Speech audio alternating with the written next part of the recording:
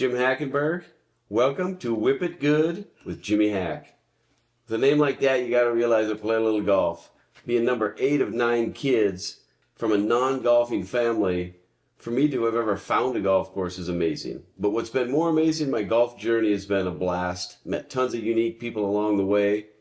Great stories, great information, and every person I meet helps my game. So I got a great guest tonight. A great friend of mine, Joey Cioe. Thanks, Jim. Joe, thanks for having me. welcome. And I met Joey in 2001. I just finished my first summer of teaching golf at Edgartown Golf Club on Martha's Vineyard. A couple friends of mine wanted to take off and head south, work on our games in the winter. We ended up at Worldwoods Golf Club. Is it golf club or course? It's golf club. Club. And that's in Brooksville, Florida. Out in the middle of nowhere, but awesome place. Plus, they had Sugar Mill Woods, Southern Woods, and we had about 15 guys, all guys who either had played the tour, played the nationwide tour, trying to play those tours, all of us grinding and competing every day. It was a blast. That's where I met Joey. Yep. Joey was fresh off playing 3 years on the nationwide. Yep. Mm-hmm. Played that nationwide tour, and it was a good influence for all of us. So what was interesting about this place, it was in the middle of nowhere. It's an hour north of Tampa. Odd, unique place, and the characters we'd meet. Odd, funny stories on the course. But why I'm glad that Joey's here in town now this week is he's got more experiences based on his playing days, his teaching days, his now caddying on he's caddying on the Champions Tour, caddying some PGA Tour events, and he's caddying on the Korn Ferry Tour currently. And not just an influence for these young players and these other players, but also just he's been there. He's done all of that. Mm-hmm. So, Joey, tell us a little bit about you were born in Rhode Island. Right. And then you ended up moving to Florida, and then kind of walk us through your golf progression heading to Florida. Well, I moved there when I was 10, but I used to play all sports. It was just fun for me to play all sports. I was pretty athletic, but when I moved to Florida is when I got more into golf because we lived on a golf course and I was just there and it was easy access for me. And the thing that turned me out after I played maybe a couple of years of golf, I thought to myself, this is the avenue I like because it's all on me. No teammates. Can't blame anybody but yourself. That's what turned me on to golf more than anything else. And the thing is, with golf is, other sports, I'm not big enough to play. I'm not big enough to play basketball or whatever. So that's what really sparked my interest in golf. And then I went at it hard. I just practiced more than anybody for years and years and years. So I really wasn't any good until I got to be in high school because I couldn't hit it far enough. But because of that, not being able to hit it far, I developed a really good short game because I had to. To make pars, I had to get it up and down a lot. So that's how my game kind of developed. And then when I started hitting it far enough, which was kind of, senior and high school days, college days, then I became more competitive. So you were telling me about a buddy in high school you met, and you were saying you didn't hit it far, but you could get it up and down. And keep in mind, we were playing with wooden clubs, a lot of balls. Steel shafts. Ain't going nowhere. Yep. And tell us about this buddy of mine you were telling that you met at a high school event. And what grade was that about? I was in 9th grade. He was in 10th. So back then with that equipment and as small as I was, I probably only hit my driver 200 yards or so, maybe 210.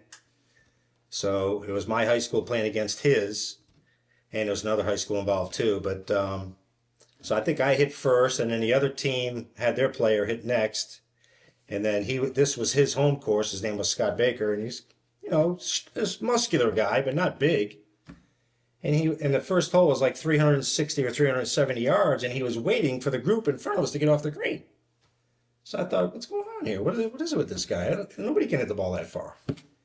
And I'll be damned if he didn't hit it, just wound up and nailed this thing, and it flew all the way to the front fringe. It was the most unbelievable thing I've ever seen. With a persimmon club. With a persimmon driver.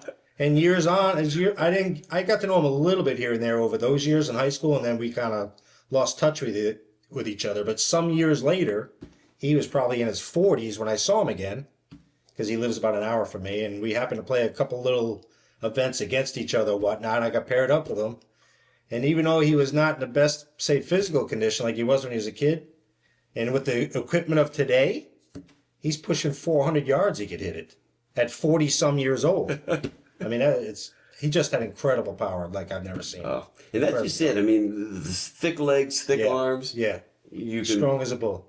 muscle it. He's had times where he broke the club off in the grip of his hands while he's swinging at it. That's how strong he is, which I've never seen anybody do. Yeah. Wow. Yeah. So that was an era, the clubs are different, shafts are No different. doubt. So I got pictures down here in this putting basement of all the old classic golfers. You got Seve, you got Hogan, you got Norman, you got Watson, you got Couples. Yep. So we grew up in that era, Yep. played that way, swung that way, but now you're caddying for a guy named Carter Jenkins who, Yep. beautiful golf swing, tall, athletic guy. Yep.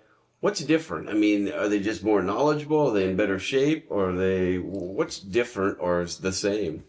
Well, the one thing that's really changed is the way guys work on their bodies now to maximize their power, which Carter does do that. And it's not that it's necessarily weightlifting, it's stretching. He does an hour stretching every day. And then he does some weightlifting too on top of that. But he has an athletic trainer that helps him through all that. That's one thing I never did. I wish I had, because I should have went for more distance. Yeah. Because just putting on 20 yards is a big deal. Oh, yeah. But he maxes out what he's got. I mean, it's 180 mile an hour ball speed at impact, 120 mile an hour club head speed. And that's kind of what you have to do in today's game.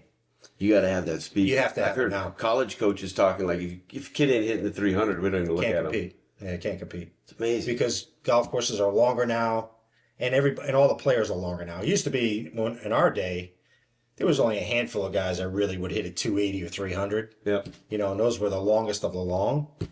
Now, these guys are hitting at 330, 340, 350. Yeah. So you got to have length to compete against that, especially with the equipment making the ball go straighter. It used to be in our day with that balata ball, it was so soft that if you curved it, it curved a lot. Yeah, it is. That's why long hitters had so much trouble hitting it straight, because a little bit off center.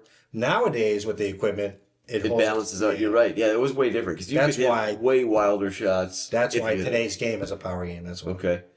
So it's interesting. Like we're talking about athletic guys of today working out, doing this and that, and there was athletic guys back then, but Sure. they didn't train to this degree. That's true. Why, in your opinion, you've seen it all, done it all, been on every level, and why is it that there's guys who are like John Daly's or guys who aren't working that hard and they're doing well or can compete? There's guys who are focused, disciplined, and they don't. How do you explain that? Like, how do you get into the head of a golfer? Yeah, that's a great question, and it's the thing that's kind of cool about it is there's not just one style of golfer that you have to be successful. There's all styles. Yeah. There's people that play loose and wild like John Daly, and there's people like Ben Hogan that were just everything had to be to a specific point. You know what I mean? Yeah. But both ways work. If you can do it under pressure, you got to just do what you do. Would you tell a younger player to find that type of person in whoever they are inside when they're playing? Definitely. You got to be who you are. Yeah. If you're, you know what? Here's how things are kind of cool. I've learned this from sports psychologists, actually. The way you putt, the way you play golf, a lot of times it's based on your personality. And here's what I mean by that. And the tempo of your swing is based on your personality. So if you're a kind of a laid-back type personality, you walk slow, you talk slow, you eat slow, you're probably going to have a slow Ernie Els type golf swing. But if you're a hyper person, everything you do is fast. You walk to your car fast, you talk fast, you're going to have a quick tempo in your golf swing like a Nick Price did. Yep. So your tempo actually matches your personality. Yeah. And the way you play kind of matches your personality. You know what I mean? Yeah. It's like John Daly. He's a compulsive obsessive, I would call it. Yeah. He likes to gamble a lot, but he goes all in when he gambles. Yeah. That's the way he is when he plays golf. And when it comes he doesn't care how narrow it is. It's in yeah. driver. Yeah. So it matches your personality. Okay. That's a great way to put it. But there's not just one way it works. So you can be any type of way. And you can't, if you're one way, I'm not going to be able to play like John Daly. Exactly. That's right. Yeah. You got to find who you are and then play to your strengths. So you played in Nationwide for a while, and then were you following the PGA Tour around for Monday qualifying, or you played the tour event? Oh, yeah. So how many? I did both. Yeah, I did both a lot. Okay. So you got into the LA or Riviera? Yep. Nissan, it was called back then. The Nissan Open at Riviera. Was in what year about was that? 1997. First year Tiger was a pro. Oh, that's right. Yeah. He played there a couple times as an amateur before that, but that was his first. So what did it take to get through the qualifier? Well, that was an interesting story in itself. There was so many entries. There's usually 4 spots in a Monday qualifier for a PGA Tour event. There were so many entries, they had to use 2 courses with 2 spots at each course, which makes it even more difficult, of course. Anyway, the course I was on was not that hard of a golf course. It wasn't the best condition course in the world, but it wasn't overly hard. And here's the funny thing that happened to me. I played early, and I was playing with a guy that was 5 under through 9 holes, and another guy, Franklin Langham, who played the PGA Tour a little bit, he was 3 under through 9, and I was even par through 9. So I'm thinking, I don't have a chance in hell in this tournament. I'm not even beating the 2 guys in my group. How am I going to finish in the top 2? And then we played a few more holes, like the 13th hole was a par 5 that it was all backed up because people could reach in too. And all the guys were off, the same tour as me at the time. We were all doing that qualifier. And I had 4 or 5 friends there playing. I'm like, how you doing? Oh, I'm 4 under. Oh, I'm 3 under. I'm 5 under. I'm like, this is unbelievable. I don't have a chance. At the time, I'm like 1 under. I'm like, man, if I don't birdie every hole going in, I don't have a chance. But right about this time, the wind started picking up. It was somewhere in the desert in California. I don't remember what town it was in, but it was somewhere near Moreno Valley. And the wind was picking up, and it's gradually got worse and worse and worse. And this was like 13th hole, 14th hole. So by the time I got to the 18th hole, it was blowing hard. It was blowing 35, 40 miles an hour. In fact, the last hole was a par 4, 430 yards uphill. I couldn't even reach it in 2. The wind was blowing so hard. I got it up and down from like 30 or 40 yards out. But when I made my putt, the funny thing is the 2 guys I was playing with both messed up coming in. One guy made like 3 bogeys in a row. Another guy made a double and a couple more bogeys. Next thing you know, I passed them. But anyway, when I parred the last hole, I shot 3 under. I'm like, I still don't have a chance. With all those other scores I was hearing, I don't have a chance. And I'll be darned if I didn't get in. Now it was only me and one other person shot 69, and that was it. No kidding. Yep. No playoff, no anything.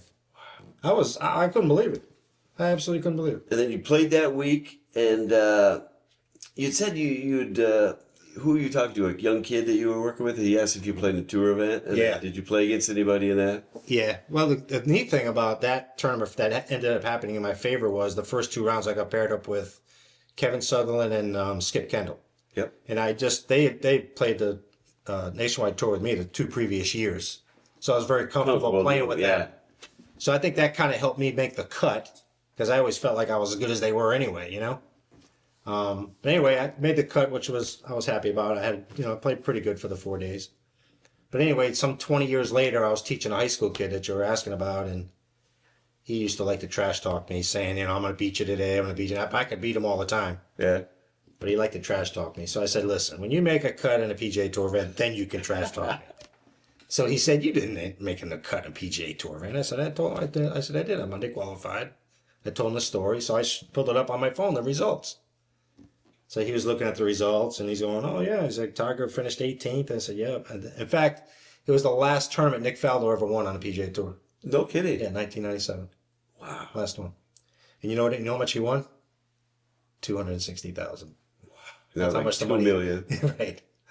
So anyway, I just proved it to him that, I made it through. And you beat Tiger on the final or the Saturday? Third round. Third round. Yeah, it was kind of interesting. I never knew it. Tiger Woods beating Tiger. I never knew it. Yeah, I beat him by 1 shot. Yeah, I love it. Yep. Well, and that kind of leads to you got in, made the cut, you were in a zone. Yep. I often think about everybody wants to be in the zone. You want to play better golf and you want to get there. And to some degree, it's difficult because you've got to tune out everything else. So when I caddied, which is hard to do. And I caddied on the PGA Tour 2003, 4, and 5 for Patrick Moore and Glenn Natchick.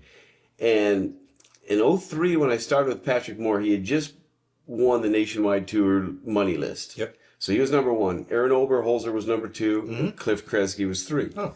So those 3 guys were in all the events we were getting in. So we'd see them a lot. Yep.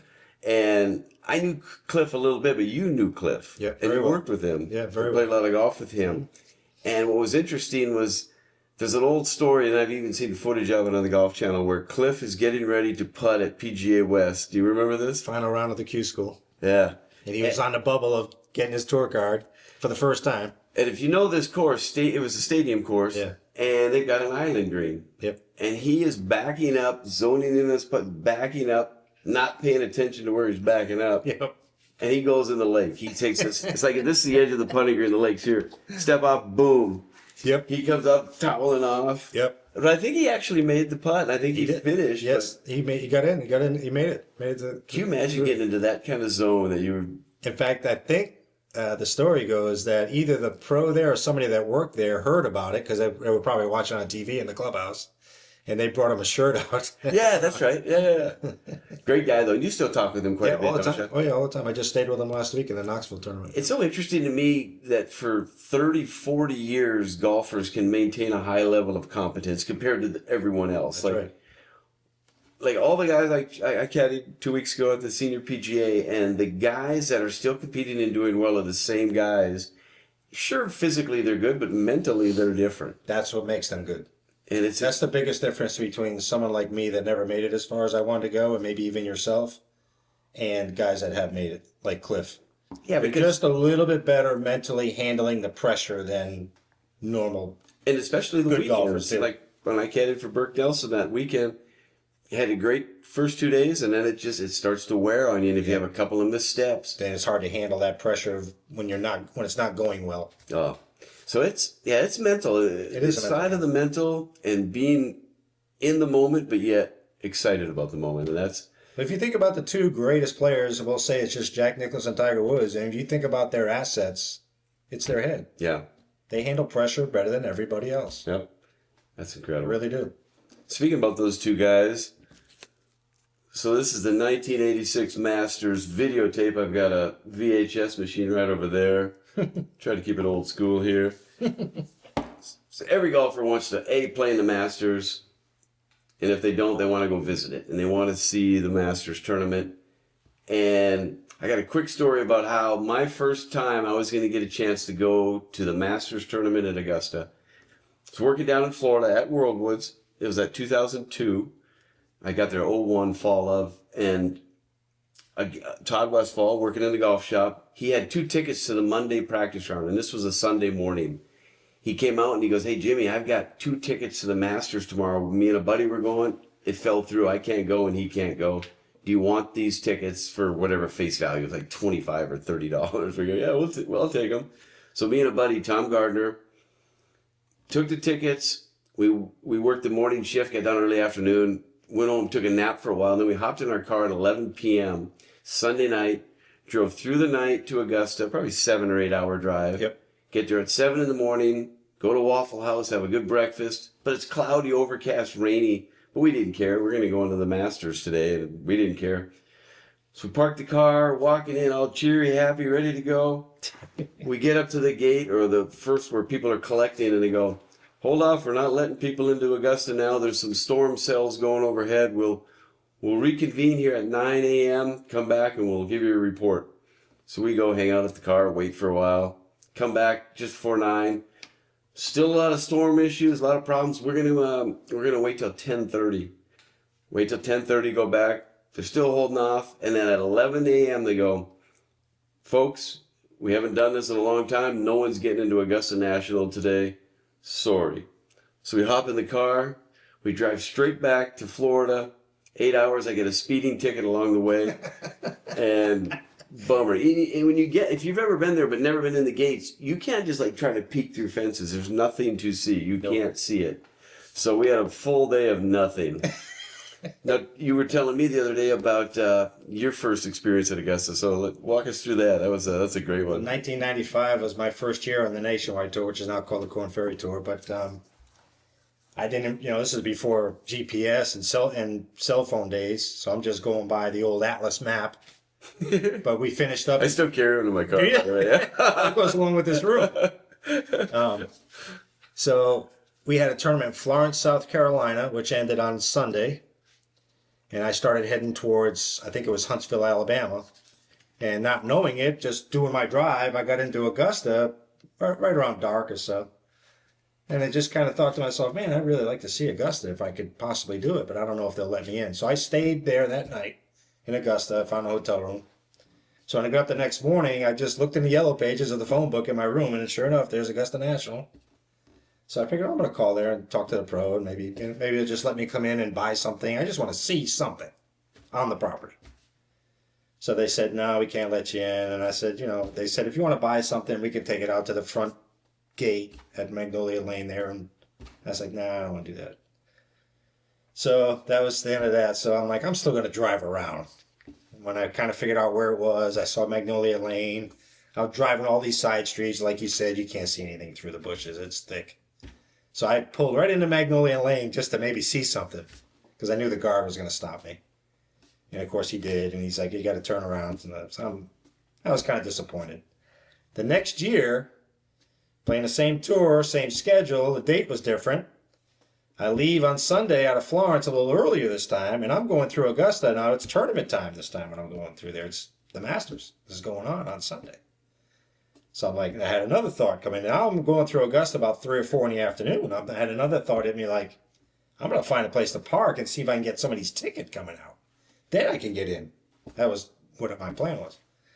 So I couldn't really, I don't know what I was looking for, but I didn't find any place to park. So I'm like, well, I'm going to pull in and ask the guard right there on Magnolia Lane where I could go park. Maybe he could, refer me to something. So there's a little like access, when you pull off Washington Street there on a Magnolia Lane, there's a little access road right there where the guard is. And he said, well, I said, can I park in here? He's like, well, just go down this access road a little ways. And there's a sheriff down there and there's some parking down there. Maybe he'll let you park there. I'm like, hey, great.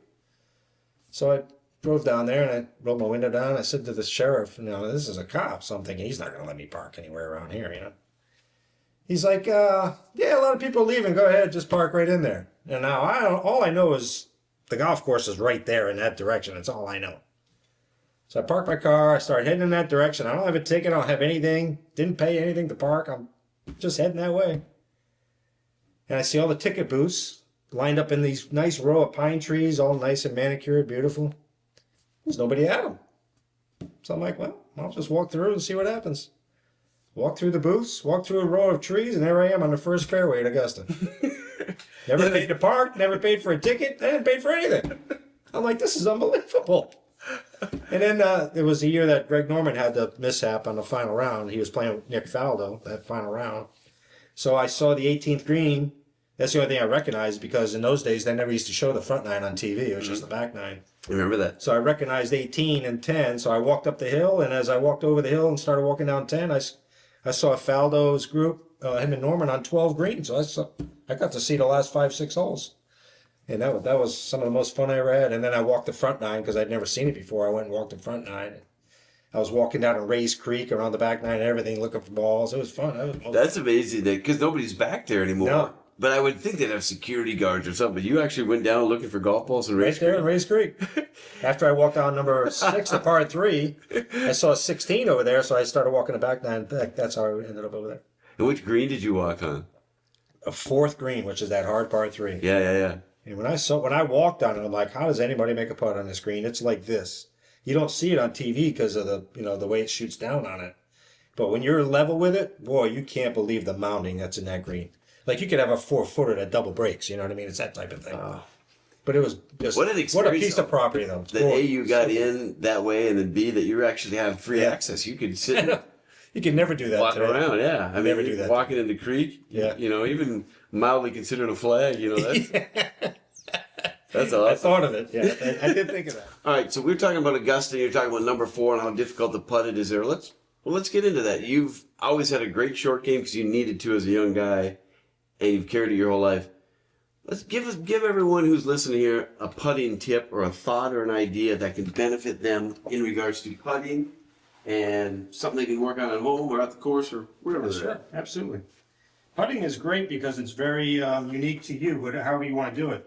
There's no one way you have to set up or even have to grip it. It's very unique. You can just come up with whatever you want. I just go by some basic principles, and I help a lot of people at this that they really like it. Even some guys on the Corn Ferry Tour I've helped with their putting this year. The one main thing in your putting and the setup you have to do is just get your eyes as close as you can over the top of the ball.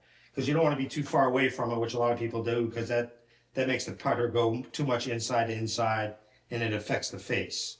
So as far as the setup is concerned, I just like getting the eyes over the ball as best you can and keeping the shaft very vertical. You don't want to have it tilted down or tilted too far up. That's the only thing you have to do in the setup. Doesn't matter where your feet are, how you grip it, it's all up to you. But as far as the stroke goes, this is what's important. My concept is if you lock the wrist on there, you don't have to hold it tight, but you want to keep that position the same the entire time. And then stay connected with your bicep to your rib cage. That's all you have to do to have a good putting stroke. Now, I do it on both sides of the ball. In fact, Tiger Woods is the best I've ever seen at this. If you watch him swing a putt, it doesn't matter how far back and how far through he goes, You'll never see any daylight on either side of his arms attached to his rib cage.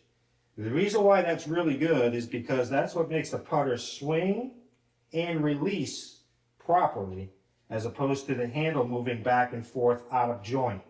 Because when this gets out of joint, that affects the club face.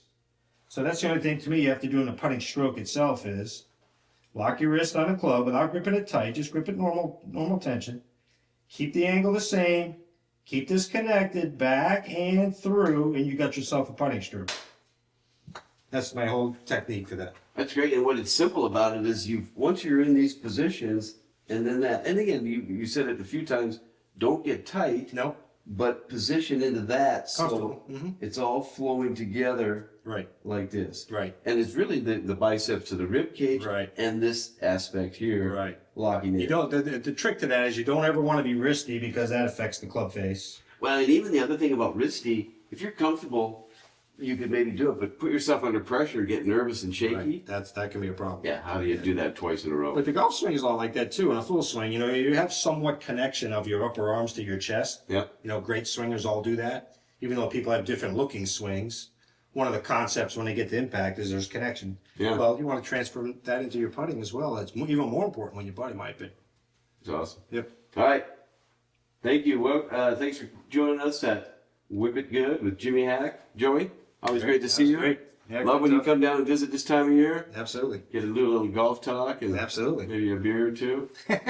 So yeah. Hey, thanks everybody. Keep watching and we'll see you next week. Very good.